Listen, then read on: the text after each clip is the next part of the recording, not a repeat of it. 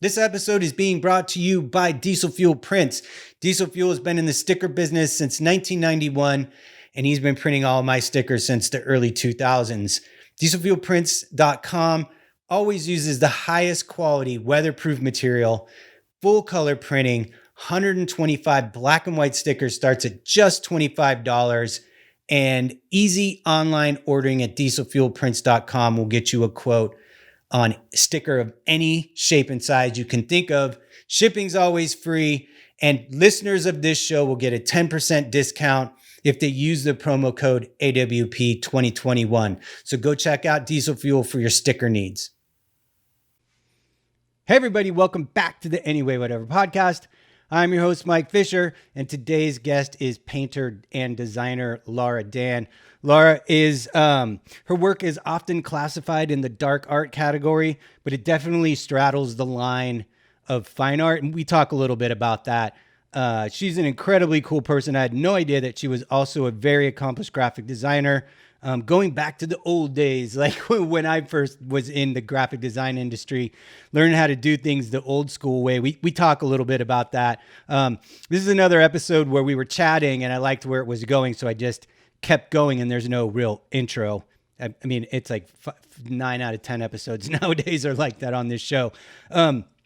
Also, I'm going to take the back half of the conversation, the front half, and cut it and put it in the back, so we kind of start talking about our art, and then we can finish with some of the more esoteric conversation about life towards the back end of it. Great episode with Lara Dann. All of her information and where you can find her work online will be in the description below, as will the typical Anyway Whatever podcast stuff, merch, Patreon, etc., etc. So yeah, let's get you to the episode with Lara Dann.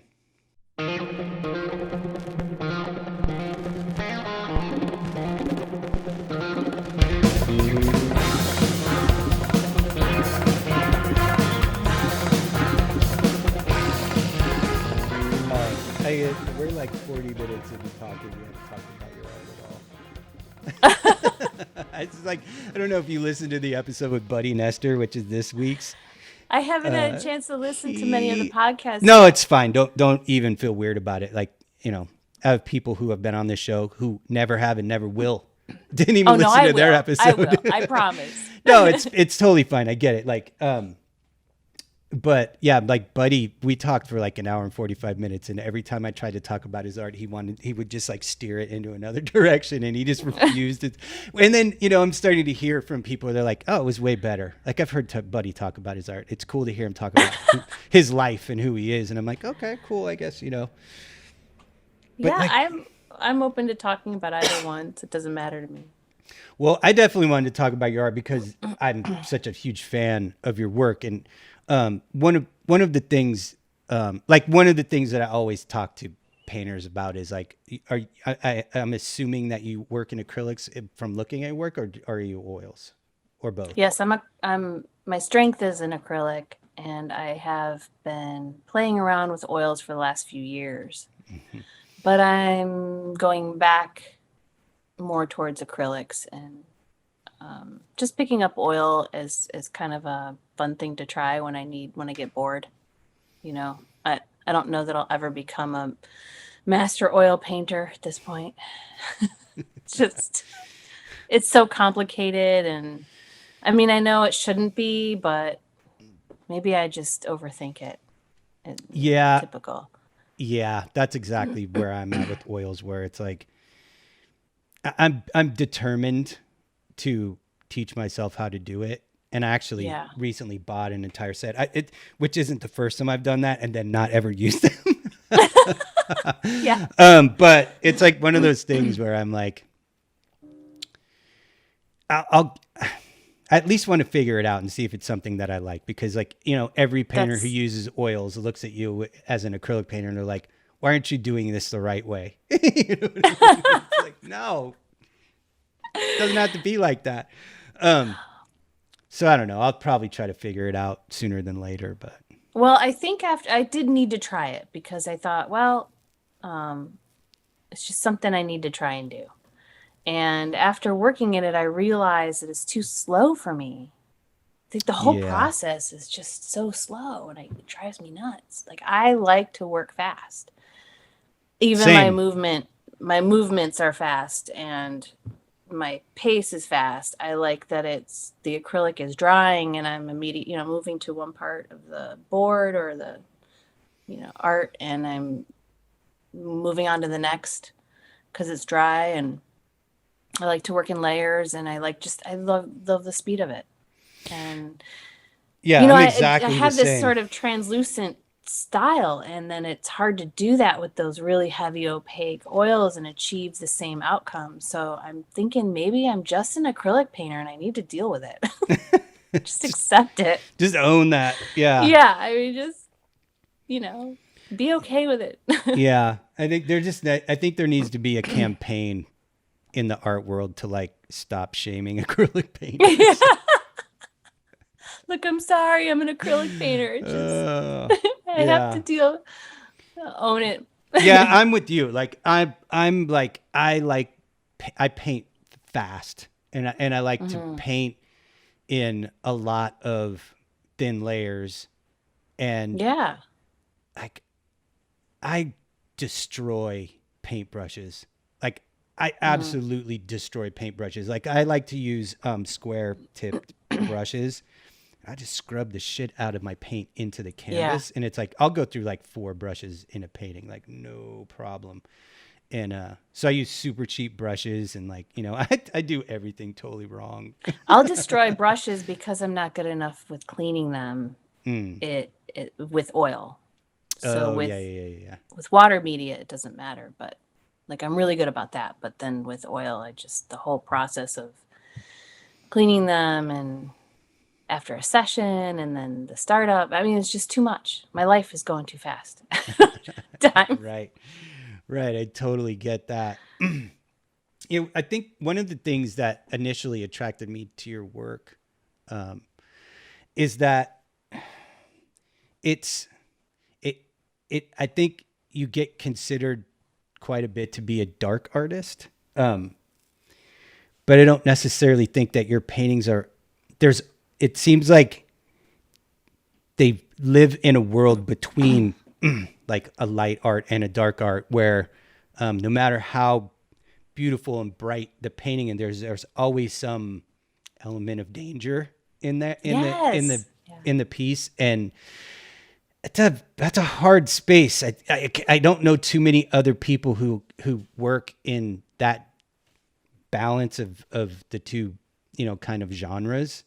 So that's really, I always thought that was really cool that you were able to do that with your work. I think you described that exactly the way that my thinking process is coming from.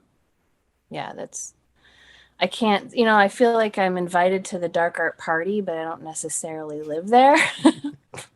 But I can't say that I really, I don't know that I really play in the full fine art field of things either. So yeah, I don't know. I'm just I love that I'm accepted in both, Yeah. That's an amazing feat. And it's not something that a lot of people can do. And I don't think it's that's a thing that a lot of people would want to do. I think people like kind of try to drill down. And hey, look, it is very difficult to stand out in the art world, no matter where you're trying to, whether it's pop art or fine art or illustrative art or dark art or whatever it is. Like, and so I think people try to kind of drill down into one thing so that they can really focus on getting their career like developed in that area. And I know for me, it was like, I want to do so many things that, for sure, for a long time, I was like, well, I want to be like a low raw painter. That was like my first big thing, like in the mid 90s, where I was just like, well, like all of the, cool, like rat ink art and all that kind of stuff. Like, I just want to do that. And then pretty quickly I was like, no, I don't think I want to spend the next 50 years of my life doing this. So then it was like, oh, I want to make art for bands, and I want to do, and like,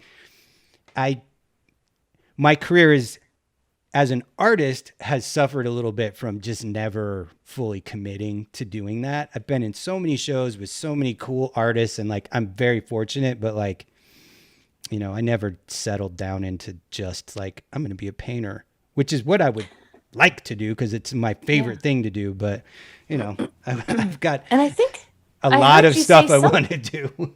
Yeah, I think I heard you say something about back to the bands that you did some artwork for. Did you do some posters and printing? And I never really did. I did.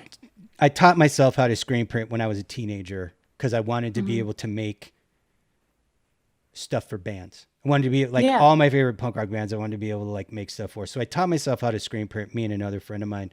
And so I did screen print, but when I was doing the rock posters in the 2000s, I had a printer who printed all my work, screen printed all my work. But yeah, that was kind of the first.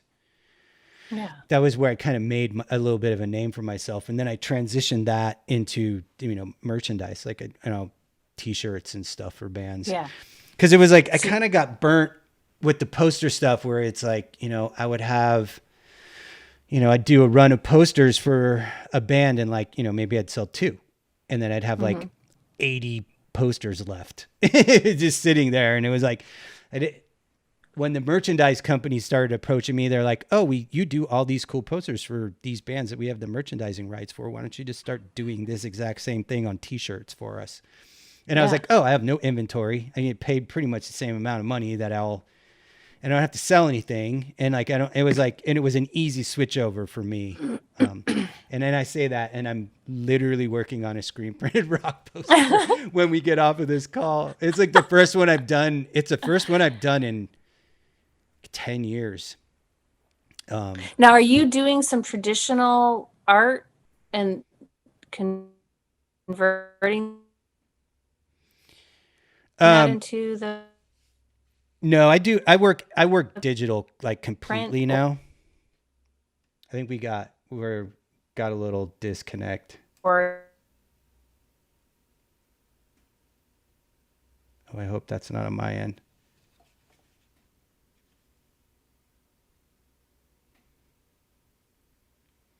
You there? Oh boy.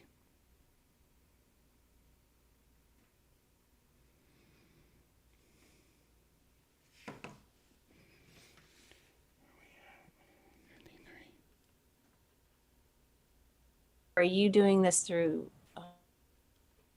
digital designing? Are you there?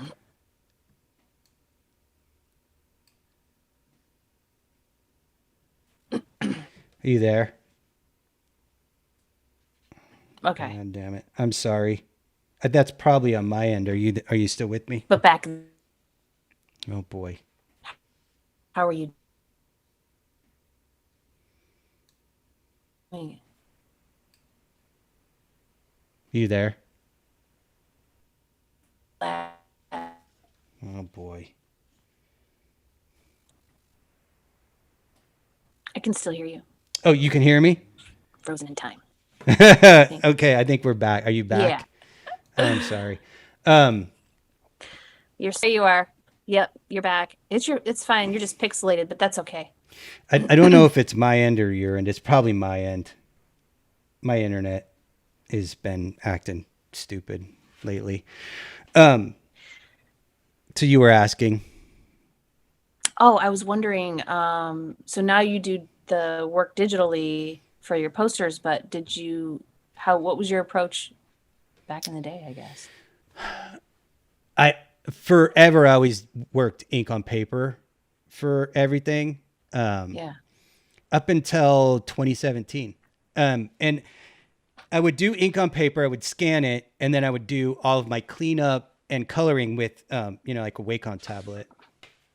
And cause I use a Wacom tablet every day at my video game job. So I was pretty good at it, but I never did the actual drawings with the Wacom tablet until I got one that was a tablet monitor where I could actually draw on the monitor.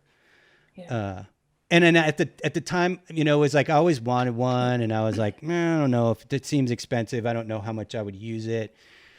And then when I got one, I was like, well, you know what? I'm still going to draw on paper sometimes. And then that ended. And since 2017, I have not drawn a single thing on a piece of paper.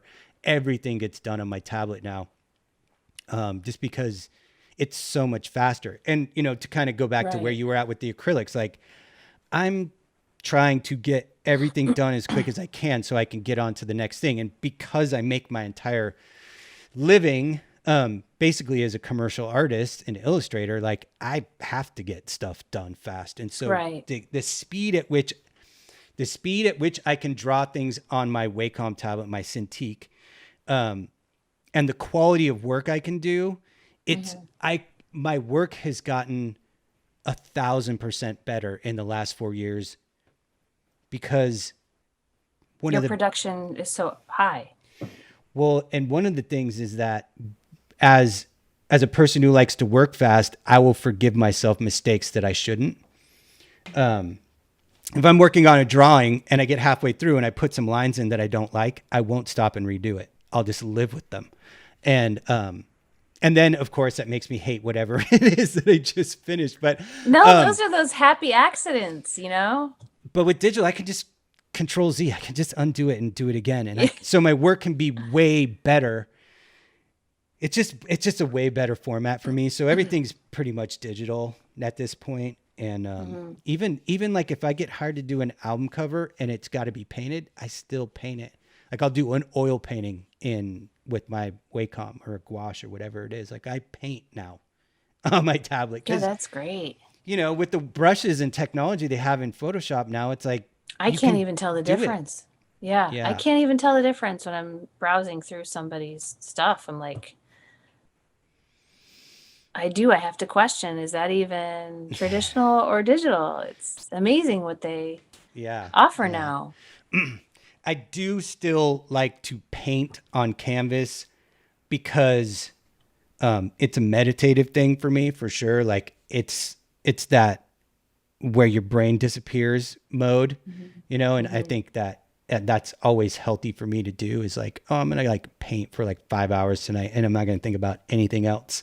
I'm just going to put on a playlist, listen to music and work on this painting for like 5 hours. And, you know, over the course of the pandemic, I kind of got addicted to the YouTube art channels, all these people who have like their own little Bob Ross shows on YouTube. And I was like, that's what I'm going to do with myself. And so I started, you know, working on getting content recorded for making a YouTube channel. So I actually did some paintings over the last year, probably more paintings than I've done.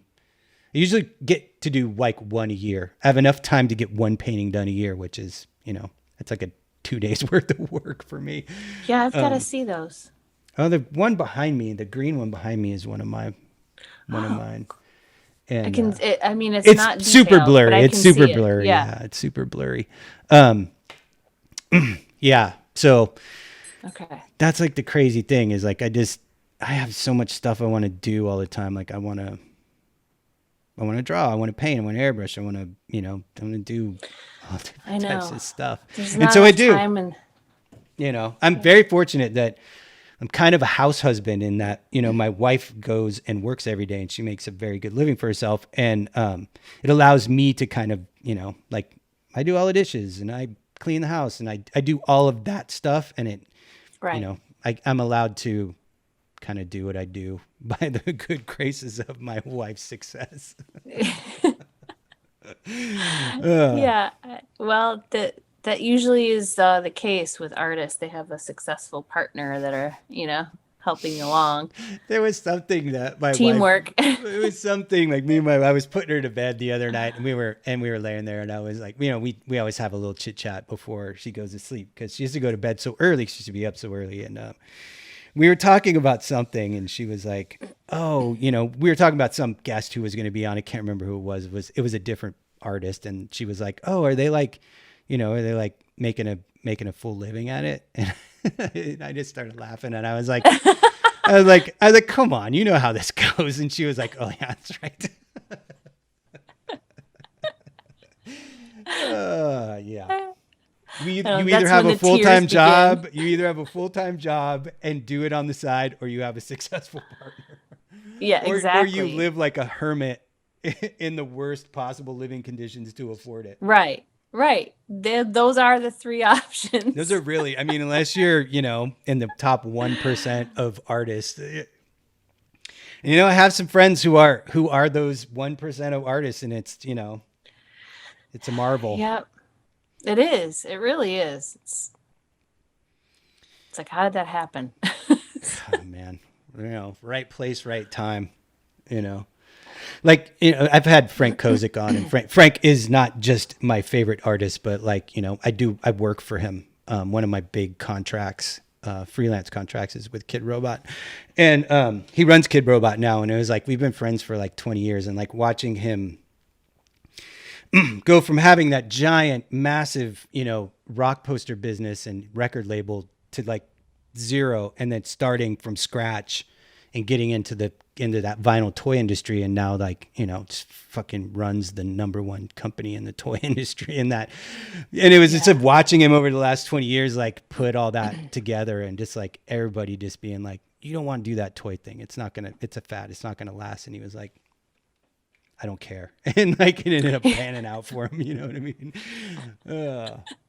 Sometimes it is that too. It's just like being relentless, Well, that is the only way you have any hope of being a professional artist, is to be relentless. Like you cannot ever give up or give in. You have to, and people don't understand. And sometimes personal relationships can get frayed because people don't understand that aspect of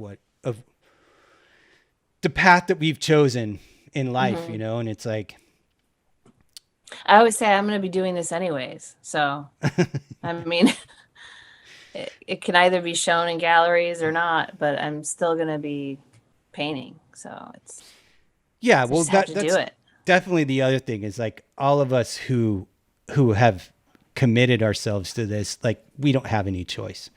We don't have any choice. There was never really a decision that we made. You know what I mean? It was like, like even when, when I was I was in the games industry solely to make enough money to raise a family. It was a way I could use my art and animation skills to make a good living and raise a family who never needed or wanted for anything. And, but I still like, I would work a 12-hour day. I'd get home, have dinner. As everybody in the family trickled off to bed, I would go out into my art studio and I would make posters. I'd paint. Like every night I could basically work 2 full-time jobs. I slept like 4 hours a night for like 20 years. And it was like, it was never an option. Like, and it was never an option. And people would be like, dude, you're crazy. Like I started getting sick from overworking myself. I got a walking pneumonia and like just all this shit. And like, and I got shingles, and my doctor was like, this is absolutely stress related. That's a hard one. Yeah. Well, in the same year I started having like massive anxiety attacks, and I got shingles, and I was like, that was it. Like, I was like, I have to quit my video game job. Like I've got to make a go of it on my own. And luckily, take care of yourself. Yeah. And I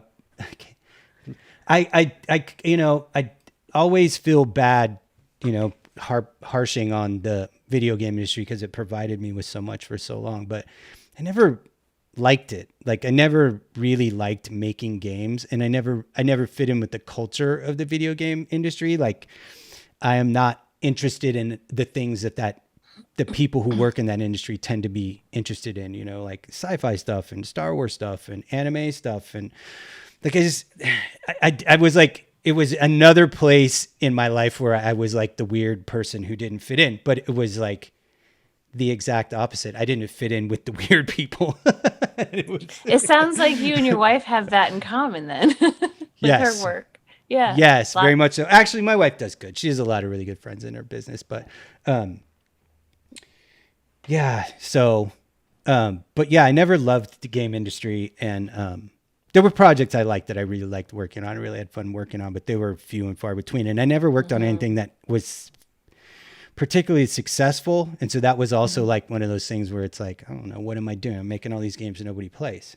You know what I mean? Yeah. Like, but I everybody I worked with, met, and know to this very day that I know from the industry, they were all, everybody is cool and is a good person. It was just a matter of like kind of culturally not having a lot in common with a lot of the people in the industry. But I never even wanted to go into art, actually. I went to a small design school out of high school. Everybody was like, you're so talented. You should go do school and go to art school. And it was kind of like the last thing I wanted to do.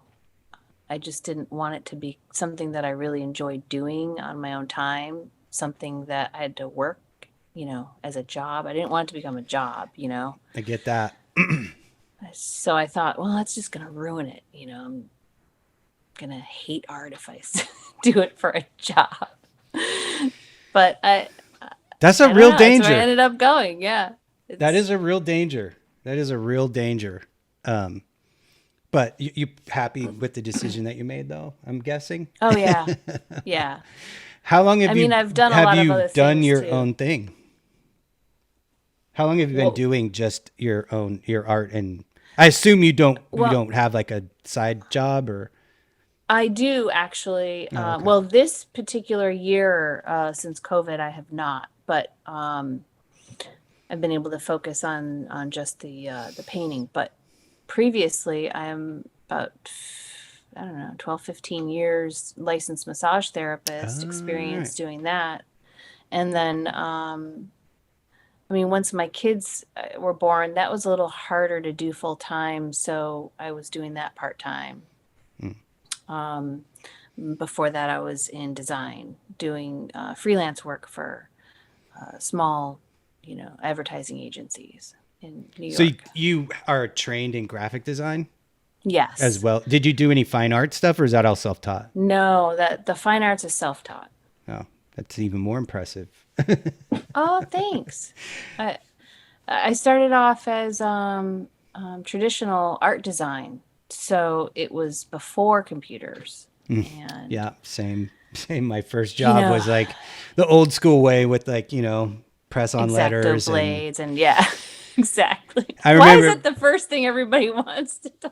It's those little letters, yeah, gluing them down and cutting them off. Yeah, my first intern job out of high school when I was like 87 was at a computer company. And like the brand new hotness was there was an Apple computer with Adobe Illustrator version 1 on it. Yeah. And it was like, everybody wanted to figure that thing out. And I was like, I was just happy to learn how to do shit the old school way, cut and paste stuff. Cause I'd been doing it on my own, making art for punk bands anyway. I was just all photocopier, glue stick, X-Acto blade anyway. So learning how to do it the right way was like invaluable to me. I just in the last like year or two lost to the ravages of time and disintegration my old school photocopier that I was still making art on up to the day it finally the case just disintegrated and it fell apart and I haven't been able to find a replacement for it. I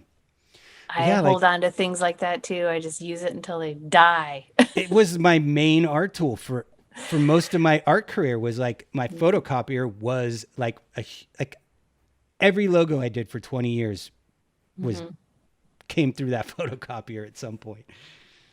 I remember I did a poster for a band early on, like early 90s or something. And their band was called Private Drive and they wanted a tire, looking kind of print on it. So I actually inked a tire and ran over the paper. Oh, wow. That's rad.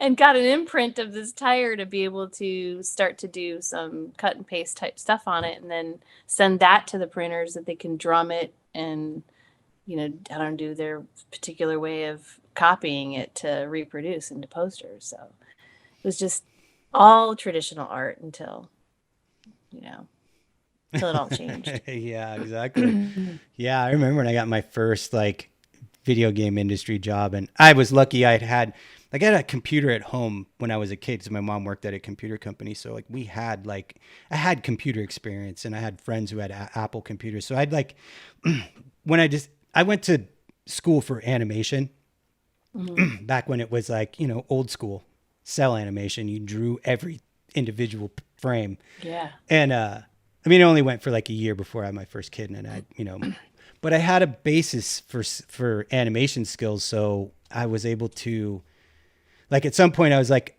I don't want to repossess cars anymore. I bet my animation skills could be useful in the video game industry. And so that's what I did. I was like, well, I just parlayed that over. And then, as computer animation started to come around, like I just learned that, it's like my first job was still drawing on paper for video games. Like hadn't even gotten totally digital yet. It's crazy. It's kind of neat though. I mean, to have our foot in these two different worlds, I don't know. I think it's kind of cool. I loved the craft of traditional like design and stuff. Like I loved the actual hands-on craft of it, but me too. I also like being able to get things done in an hour instead of a day.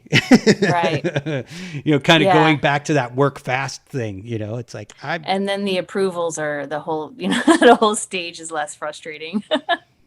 Yeah, because you can just redoing something is not nearly as brutal. That's amazing that you started out doing it that way too. It's not a complete redo. Yeah, well, I'm sure you probably will remember, there was a tool called a waxer. I don't remember that one. And it was, you could take your cutout piece of whatever it was, like clip art or whatever, and you run it through the waxer and it'd put like a really light piece of layer of wax on the back so you could stick it down, but it would come back up. So you could move things around. It was less permanent than like a glue stick. Yes. I would kill to have a waxer. You'd do that with a lot of those type sheets, wouldn't you?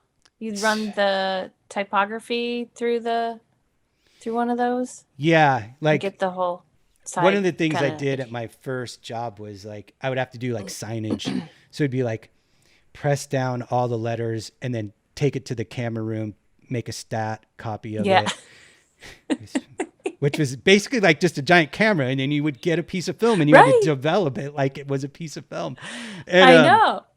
In the little things of fluid, and then I would take that, and then that would get cut, and then it would get waxed, and then it would get laid. And so you'd have to do all of these steps to make a composition. And I think it's crazy.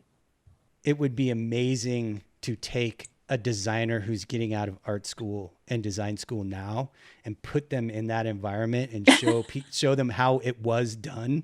It's like there was no Illustrator or Photoshop guides that you could just snap everything to. You had to draw a light blue line. You didn't get a freebie from the computer. Yep. Do you do any design work at all anymore, or is it just straight? I was so after what I had just done recently was run a screen printing business. Oh, wow. So that's what I was saying before COVID hit. I was doing screen printing. Okay. And so I was doing a lot of t-shirt designs or designs for t-shirts. I would like to see those, as that is my primary income. Well, it's not my primary income. My Kid Robot contract is my primary income, but like everything else I do is mostly shirts.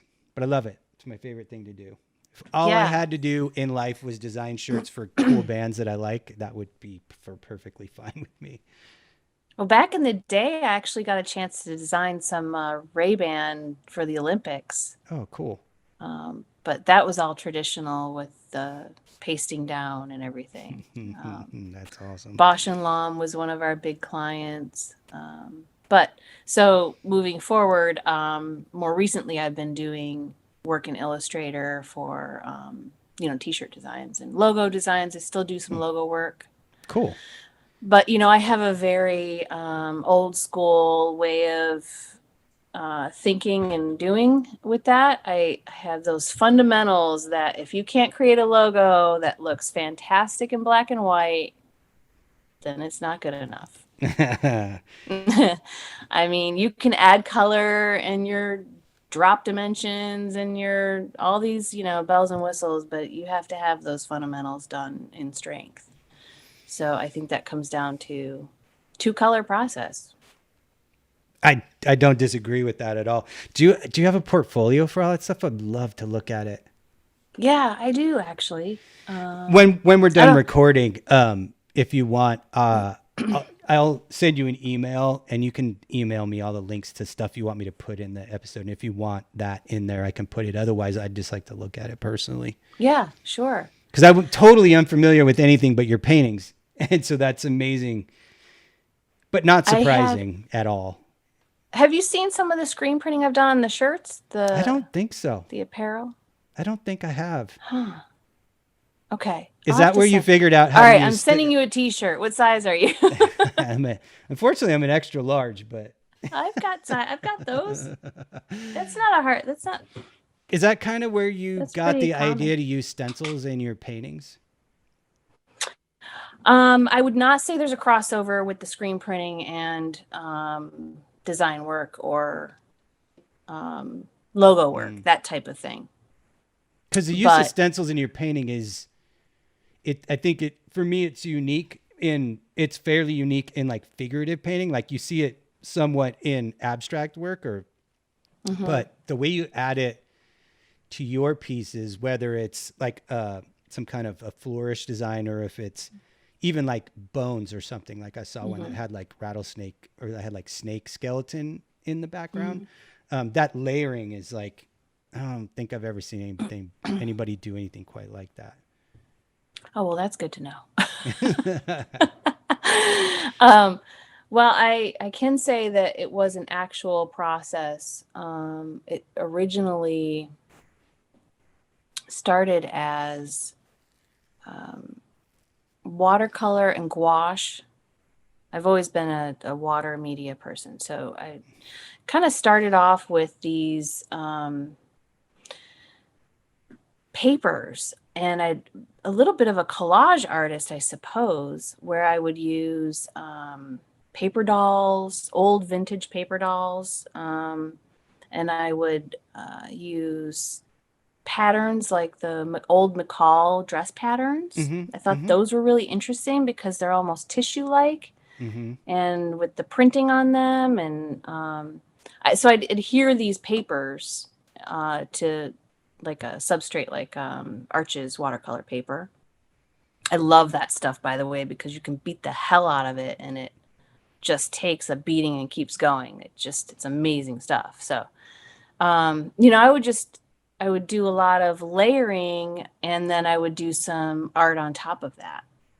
So then it became more like, well, I don't want to necessarily be a multimedia artist, or I don't want to be a collage artist. I want to be go into more of the fine arts. So I started dropping all of that and focusing more on maintaining that layering effect, but just more focused.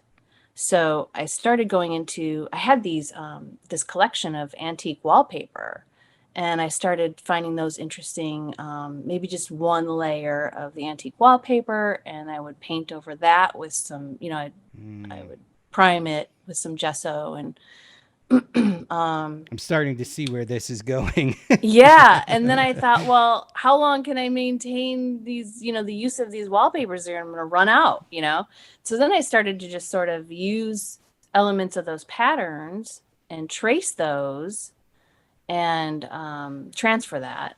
And then I thought, okay, well, from that step, let's just go into stencils. So I'm kind of now more into primarily stencils with an occasional mixture of patterns and elements that I find interesting or create on my own. So that's kind of how it evolved. And this is over a decade. I mean, it's like a long span of time that I've kind of finally gotten into this more focused stencil use. That's that makes perfect sense. When you start talking about the wallpaper, I was like, okay, I'm starting to see where she was able to take that and move it over to what she does now. And because it makes sense, the types of patterns that you'll see in some of your paintings are sort of like that. They are still reminiscent of some of like the old school wallpaper patterns and stuff. Yeah, I love that vintage flair. I just love that. Yeah. Antique. Yeah. Yep. Yeah. That will, it just like, it's one of the things, there's like a famous quote from Ira Glass about the reason that we all do this is because we have good taste. You know what I mean? It's like, whatever your taste is, it's like the reason why we create, whether it's design or art or whatever, it's because we have good taste and we want to add to that language, and the quote also goes into like, you're going to suck for a long time, but the reason why you hate your work is because you have good taste and you know what you want it to be. And so you just have to keep working through the part of your career that you hate, and it's, it's going to take a lot longer than you think to get through it. But yeah, it's like an amazing quote from Ira Glass. And, but yeah, like, like having interesting taste is what makes somebody's art stand out. I think to me is like, people can be very good technically, at rendering things or whatever, but there needs to be something else there for me. Like I admire people who can paint photographically because that's amazing to be able to do. But I would never want to do that. You know what I mean? Like I want to put something new into the world.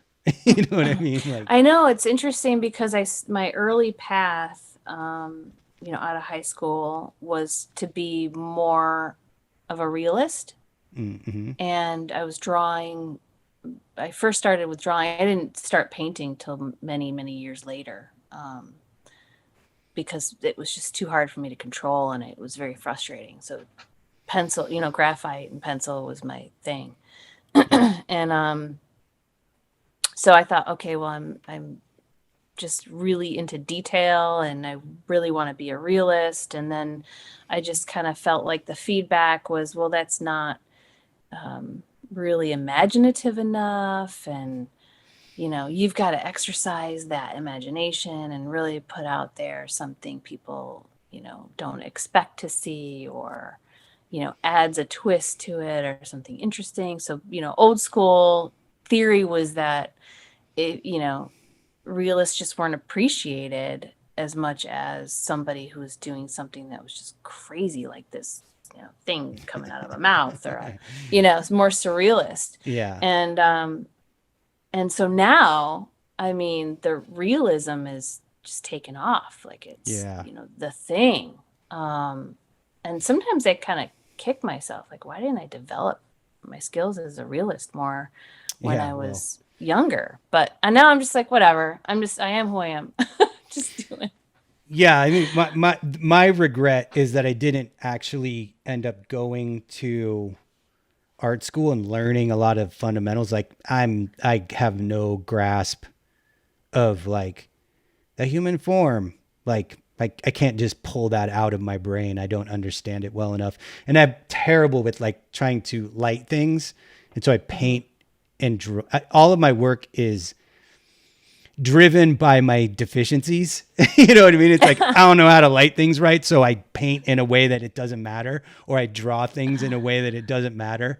That's, but see, now my education in massage therapy for those, myofascial and myology classes and neurology. I mean, we did a lot of anatomy. Sure. So I think that really helped. I bet. As for art. Yeah, I've just been doing nothing but working on all that for the last. Yeah, I bet that's super, super helpful for that. Yeah, I mean, you got to go to massage therapy school. No. You'll become an expert.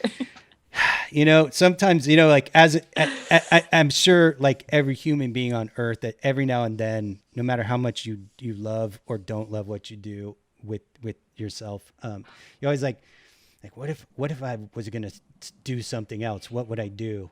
And it's not massage therapy, isn't what comes to mind. When I have those internal discussions.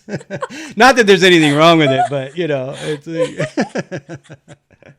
Well, I can tell you at this point, it isn't for me anymore either. It's just, I actually went out of massage therapy and into screen printing, and I thought I just went from one hot frying pan to the other. I was going to try and do something a little less taxing on myself, and I didn't. Were you actually like screen printing? Screen printing's hard. Do you actually pull in squeegees? Oh, yeah. Oh, okay. In a hot garage. It's like over definitely 200 degrees there. in there. Yeah. Well, were you like running it? Did you have a shop or were you right out of house? Oh, yeah. I had the whole shop. Okay. So nice. Years ago, my husband got this idea. I want to do these custom shirts, and he was really into cycling. And so there's this community of cyclers, and he was like, I'm just going to do these, he wanted to create a line of clothing for that particular, crowd. And he was pricing stuff out, and he's like, you guys are charging too much. And he was complaining about it. And he goes, well, that's it. I'm just going to open up my own shop and do it myself. So he went to school, learned everything he could about it. And then he just was making his own stuff at first. And then he taught me everything I know. And then I just took over and we turned it into a business. It was Milk Prints. And I actually did Chet's shirts for the Dark Art Society group. Oh, cool. Well, I don't know if he's had other shirts, but one set of shirts I did for him. Dos Diablos did the design, I believe. Mm-hmm. For that, and then I did the screen printing. So I ran a screen printing business out of my garage for quite a few years. That's amazing. That's super. Yeah. I know, you know what? I know a lot of people who did the exact same thing. I have a lot of friends who are screen printers and successful screen printers. My only paying advertiser for this show is Diesel Fuel Prints, and he started screen printing T-shirts in a shed, and now he's got a massive sticker business. He's one of the biggest sticker guys in the business, and it's like I have tons of friends who have that experience, and there's something cool about like when I lived in Hawaii for a while, and actually pulled the squeegee in his T-shirt shop when I lived in Hawaii when I was in my early 20s. And so I did my time with it too. And in Hawaii, that sounds like the way to do it though. Yeah. I mean, you want to talk about a hot shop. Yeah, that's true. Actually, I loved it. I had this boss who was this like older hippie lady. I mean, she was probably younger than we are now, but when you're 25, somebody who's 35 is ancient, and she started a screen printing business, and she rented a space specifically because there was like a surf break that she liked. And so like every day at like 5:00, she'd be like, everybody shut off their shit. We're going to go surf. And we'd just like walk out the back door, walk like literally the back door was the beach, and you'd walk 10 steps into the water, and we'd all surf for like an hour and like drink beer and then go home from work like every day. I hate you now. Super amazing. I hate you.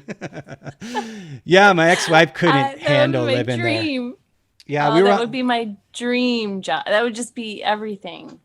Yeah, I have family over there because my mother's half brothers and sisters are all half Hawaiian. My mother's stepfather was full Hawaiian. And so all my family, they're all half Hawaiian on that side. And so my aunt, when she was like 18, when she got out of high school in the 70s, she just like went to Hawaii and stayed there. She's on the island of Kauai.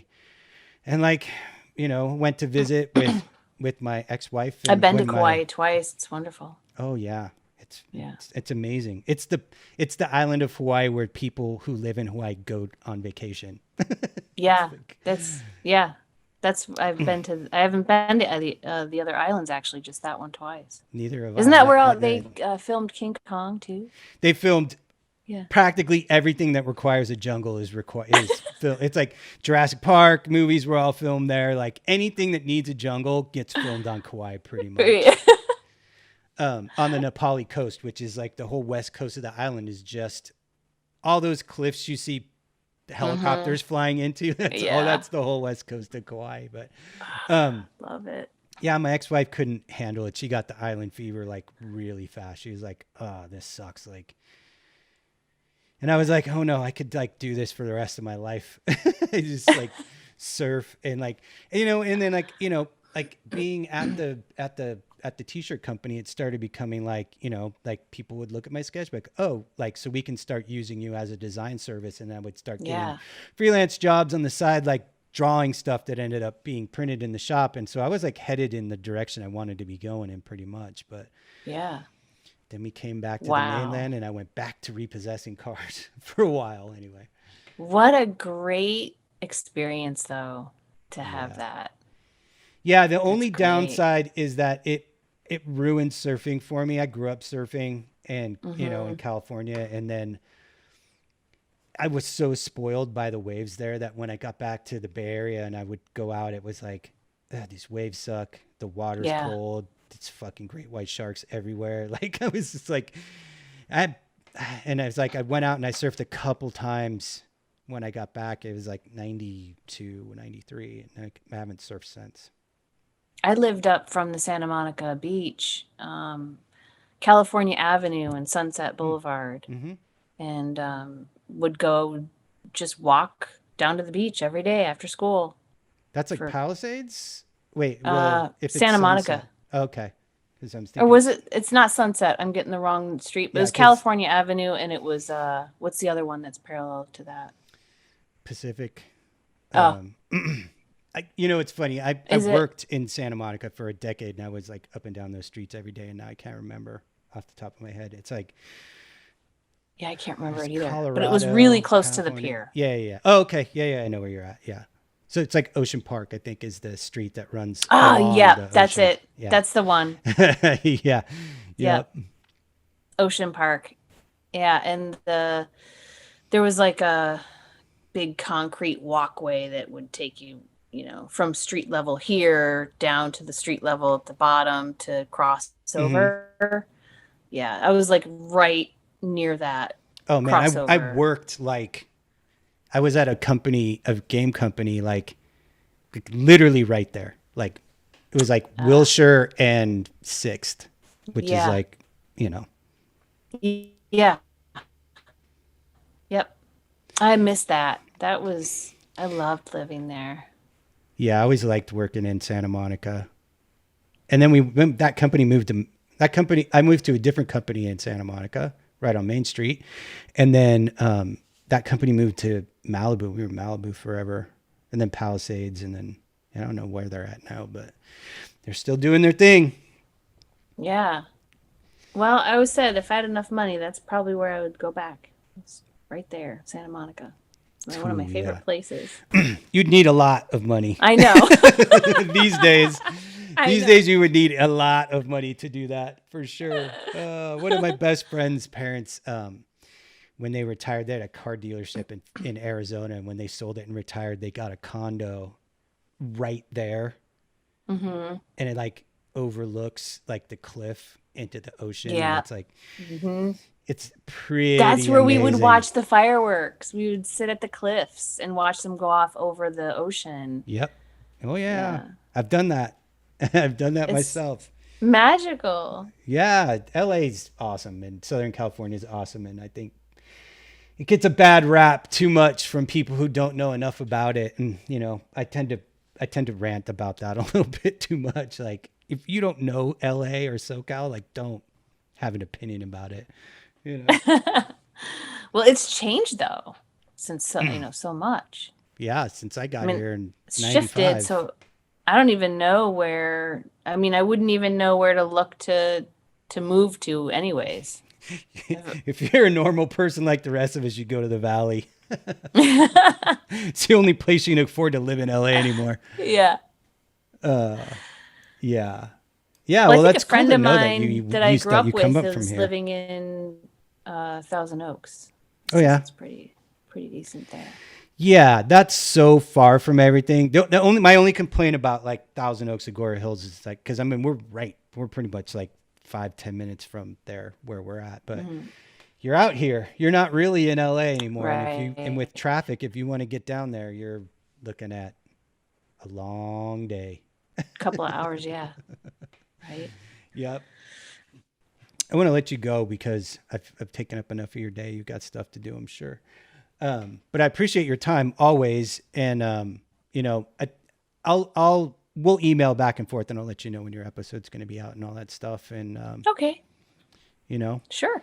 thanks again for coming on. And, you know, I'm a super huge fan of your art, and it's like one of the benefits of having this podcast is to get to talk to people whose work I admire so much. And then, getting to learn about the fact that you have the graphic design background and that you've been running the screen printing business. And I had no idea about any of that stuff. And I love learning stuff like that about people whose work I admire so much. So it's cool to flesh out your whole story. Thank you. It was really enjoyable to learn a little bit more about you too and your family. It's probably more about my family than you needed to know, but No, that was interesting. I'll see how much of that gets cut out. Yeah. All right, Laura, I'm going to let you go, but thank you again for coming on. I appreciate it. All right. Thank you so much, Mike.